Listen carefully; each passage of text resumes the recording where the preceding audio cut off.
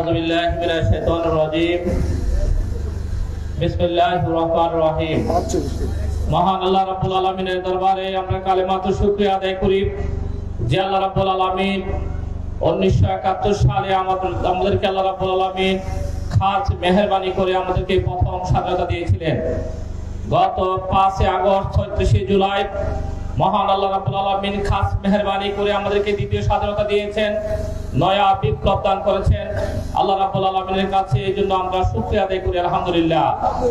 রাসূল করিম সাল্লাল্লাহু আলাইহি সাল্লামের প্রতি দরুদ এবং সালাম সাল্লাল্লাহু আলাইহি সাল্লাম এবং শহীদ ভাইদের জন্য আল্লাহ রাব্বুল আলামিনের কাছে দোয়া করছি আল্লাহ রাব্বুল আলামিন তাদের শাহাদাতকে এই দ্বীনের জন্য, দেশের জন্য, এই সমাজের জন্য আল্লাহ কবুল করুক, আমিন।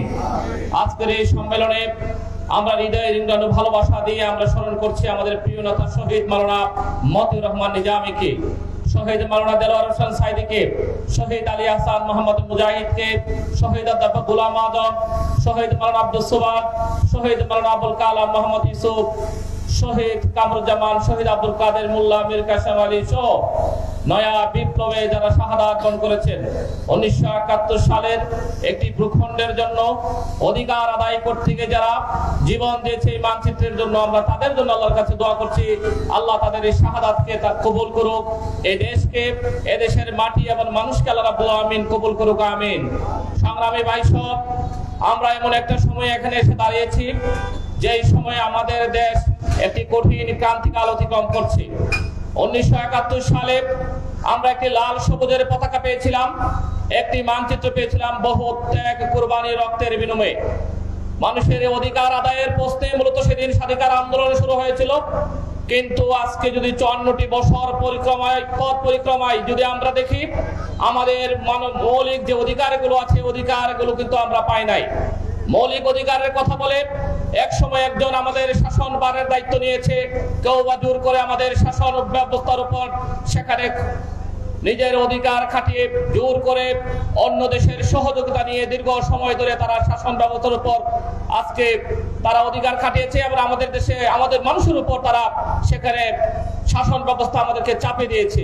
সম্মানিত ভাইরা, মানুষের মৌলিক অধিকার ছিল মানুষের অন্ন, মানুষের বাসস্থান, মানুষের চিকিৎসা, মানুষের শিক্ষার মূল যে অংশগুলো আছে সে অংশগুলোর মানুষের অধিকার পূরণে রাষ্ট্র সেখানে ভূমিকা রাখবে।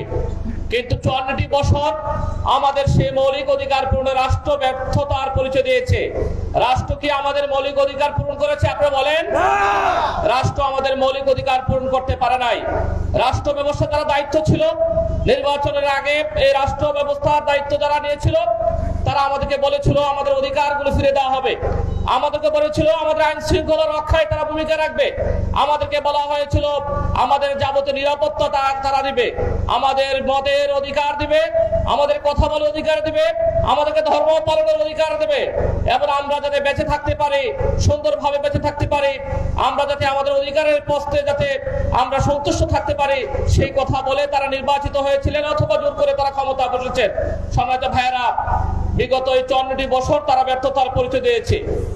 বিগত 5 আগস্ট যে সরকারকে আমরা তাড়িয়েছি, যে সরকার সেই লক্ষণ সেনের মতো পালিয়ে যেতে বাধ্য হয়েছে, শেখ হাসিনা এই 15.5টি বছর আমাদেরকে কথা বলতে দেয় নাই, আমাদেরকে নামাজ পড়তে দেয় নাই, মসজিদে গিয়ে নামাজ পড়তে আমরা পারি নাই, আমার বাসায় বসে কোরআন হাদিস আমরা অধ্যয়ন করতে পারি নাই। আমরা কোরআন অধ্যয়ন করতে গিয়েছি, আমাদেরকে কোরআন সহ আটক করে সেখানে কোরআনকে জঙ্গি বই বলা হয়েছে। আমরা যখন হাদিস নিয়ে বসেছি আমাদের হাদিস সহ আমাদেরকে আটক করে আমাদের হাদিসকে সেখানে জঙ্গি বই বলা হয়েছে। আমরা যখন কোরআন হাদিসের ব্যাখ্যা ইসলামী বই নিয়ে আমরা বসেছি, এই ইসলামী বই সহ আমাদেরকে আটক করে আমাদেরকে জঙ্গির সাথে সম্পৃক্ত করে আমাদেরকে কারাগারে পাঠানো হয়েছে। আমরা আমাদের শিক্ষা প্রতিষ্ঠানগুলোর শিক্ষার সুষ্ঠু কোনো পরিবেশ ছিল না, প্রত্যেকটা শিক্ষা প্রতিষ্ঠানকে মিনি ক্যান্টনমেন্টে পরিণত করা হয়েছিল। শিক্ষার পরিবেশ না থাকার কারণে, শিক্ষা ব্যবস্থাকে ধ্বংস করে ফেলে দেওয়ার কারণে, শিক্ষা ব্যবস্থাকে ভারতের মুখোমুখি করার কারণে আমাদের সংস্কৃতি, আগ্রাসন, ভারতীয় সংস্কৃতি দিয়ে আমাদের সংস্কৃতিকে আগ্রাসন করার কারণে সেখানে আজকে তরুণ যুব সমাজ সেখানে আল্লাহকে চিনার পরিবর্তে, রাসূলকে চিনার পরিবর্তে, দেশপ্রেমের পরিবর্তে আমরা দেখছি আমাদের তরুণ সমাজের বিশাল একটি অংশ আজকে আল্লাহ বিমুখ হয়ে গেছে। আমাদের তরুণ সমাজের একটা বিশাল অংশ যারা দেশপ্রেমের পরিবর্তে সেখানে তারা মদ এবং সেখানে ফেন্সিডিল, ইয়াবা নিয়ে আজকে ব্যস্ত আছে। সম্মানিত ভাইরা, শিক্ষা প্রতিষ্ঠানগুলোতে একদিকে মিনি ক্যান্টনমেন্টে পরিণত করা হয়েছে। আমরা যে এলাকাটি বসবাস করি, আল্লাহ রাব্বুল আলামিন খাস মেহেরবানি করে আমাদেরকে কসবা উপজেলার এই এলাকায় আমাদেরকে জন্ম দিয়েছেন। আমাদের কসবা এলাকার এমন কোনো আনাচে কানাচে আপনি পাবেন না যেখানে ইয়াবা পাওয়া যায় না, এমন কোনো আনাচে কানাচে আপনি পাবেন না যেখানে মাদক পাওয়া যায় না, এমন কোনো আনাচে কানাচে পাবেন না যেখানে ফেন্সিডিল পাওয়া যায় না। সম্মানিত ভাইরা, এই ফেন্সিডিল কারা আনে? এই ফেন্সিডিলকে সেখানে আজকে টেকনাফ, ফেন্সিডিলের টেকনাফ রুট বলা হয়ে থাকে, সেখানে বায়েক ইউনিয়নকে, কায়েমপুর ইউনিয়নকে ফেন্সিডিলের রুট বলা হয়ে থাকে, টেকনাফ বলা হয়ে থাকে। আজকে সেই ফেন্সিডিল আনার ক্ষেত্রে যারা ভূমিকা রাখে, তারা রাষ্ট্রের যারা দায়িত্ব ছিল, যারা দীর্ঘ সময় ধরে রাষ্ট্রের সেখানে জোর করে তারা ক্ষমতায় বসেছিল, তারা সেই দায়িত্বটি পালন করেছে। দুঃখজনক হলো সত্য, তারা বিদায় নিয়েছে সত্যি, কিন্তু মাদক বন্ধ হয় নাই। তারা বিদায় নিয়েছে, ফেন্সিডিল বন্ধ হয় নাই। তারা বিদায় নিয়েছে, চাঁদাবাজি বন্ধ হয় নাই। তারা বিদায় নিয়েছে, সন্ত্রাস বন্ধ হয় নাই।